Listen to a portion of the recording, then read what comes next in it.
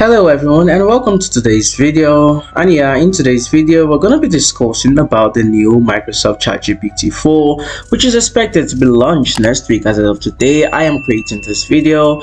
And yeah, what is GPT-4 compared to the former ChatGPT we used to know? So basically GPT-4 is going to be more advanced compared to ChatGPT, because we know ChatGPT only provides answers in text-based form, but GPT-4 is going to be more advanced, as it's going to be able to convert this text into AI generated videos, AI generated images directly from your text questions. So this is going to make GPT-4 a more advanced AI technology compared to the former ChatGPT.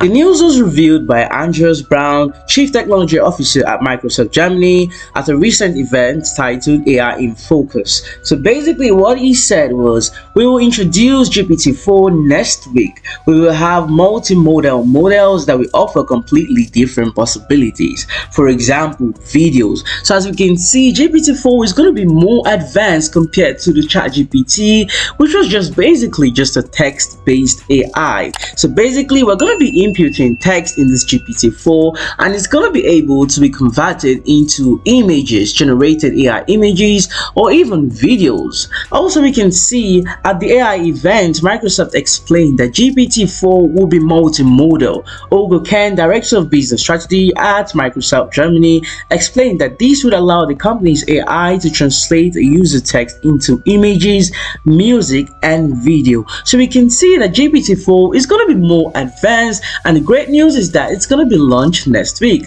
So let's just keep on anticipating for this more advanced GPT-4, which I'm sure is going to be more helpful and more useful to all of us in the world.